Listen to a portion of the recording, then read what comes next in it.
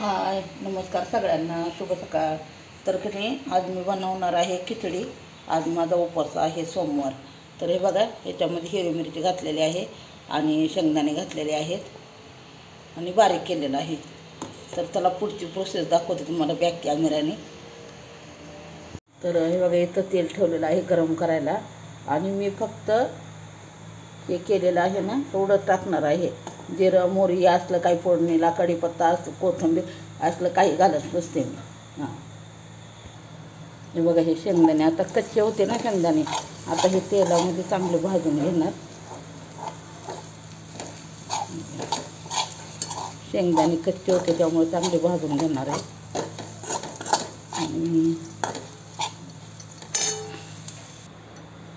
हे बघा, शाबू पण आपले भिजलेले आहेत चांगले. शाबू चांगले असले ना का खिचडी पण चांगली होते.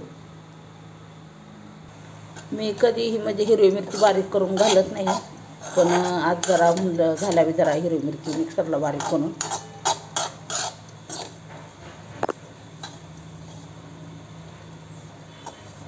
त्या मोबाईल पण आपण धरायचा, सगळं आपण म्हणलं की जरा व्हिडिओ जरा इकडं तिकडं होता असतो, जरा समजून घ्या. तर हे बघा, आपले हे शेंगदाणे भाजून झालेले आहेत आता चांगले. आता याच्यामध्ये घालते शाबू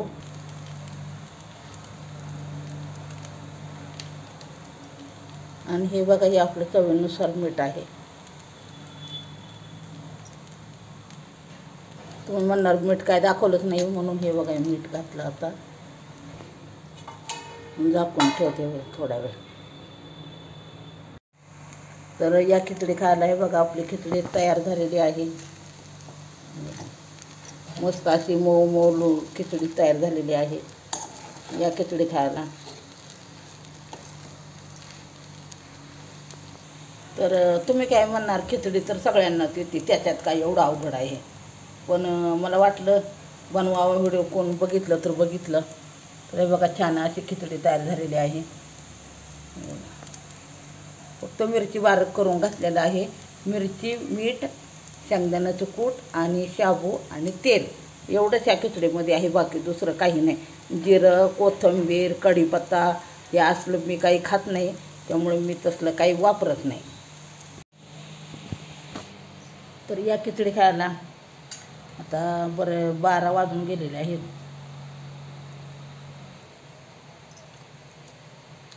छान अशी खिचडी झालेली आहे बरं का. मऊ आहे, जास्त तिखट पण नाही. फक्त खिचडीबरोबर दही पाहिजे होतं. सकाळी मी गेले सकाळी दुकानामध्ये, पण माझ्या लक्षातच नाही दही आणायचं. दही जर असतंच ना एकच नंबर खिचडी लागली असते, पण असू दे आता.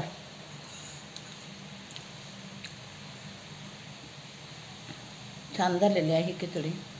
नक्की या प्रकारे खिचडी करून बघा आणि कशी होते ती पण मला सांगा. आवडल्यास लाईक, कमेंट, सबस्क्राईब करा. धन्यवाद.